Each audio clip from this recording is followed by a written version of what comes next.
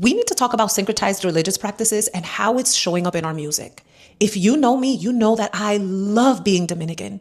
But let me be clear that culture is something that we are meant to steward under Christ. What is syncretism? Simply put, syncretism is the mixture and the blending of different religious practices. It says, I can love Jesus and practice voodoo. And here's the thing. It is unfortunately a reality that we see in Dominican folk Catholicism and in traditions like 21 Divisiones.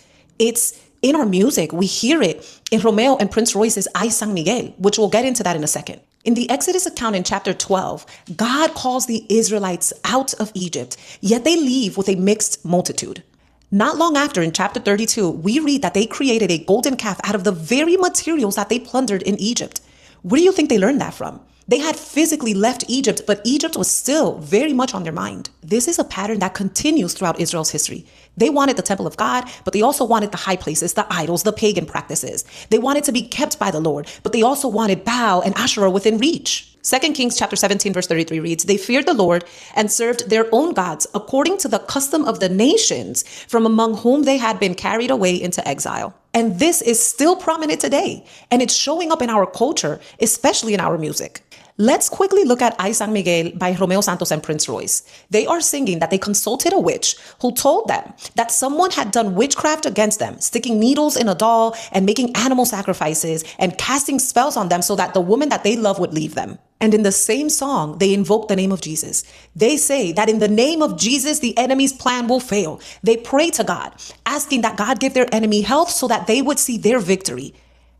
And in the same song, they sing about wearing an azabache, which is a jet black stone that has been historically worn to ward off the evil eye for protection. They invoke San Miguel, singing that the rum be brought out so that the warriors would fight on their behalf. Y'all, that is literally spiritual offering language. It is literally the account of the Israelites in modern day culture. It is catechizing people into a spiritual imagination where they believe that it is okay to consult with a witch, to invoke spirits dressed as saints, to believe in hexes, to wear an azabache, and still call on the name of Jesus, all in the same breath without ever realizing or feeling how perverse and demonic it is. So what you are hearing is not just some dramatic love song with spiritual stuff sprinkled on it. You are hearing a whole syncretized system being normalized through our music. And that is how indoctrination begins. This is why discernment matters, because music can be rebellion dressed as rhythm, and you will find yourself moving your hips and bopping and clapping to music that is inherently anti-Christ. We are Christians before we are anything else. That means that when we celebrate our culture, which we should, God created humanity to cultivate culture. But when we do, we must do so with Christ in view. We can stand freely in the places and the spaces where our culture does not stand in opposition to Christ. But where it does, we do not participate. That is what it means to be consecrated for the Lord, set apart. Just like Elijah asked the Israelites, we too have to ask ourselves, how long will we waver between cultural traditions and the one true King?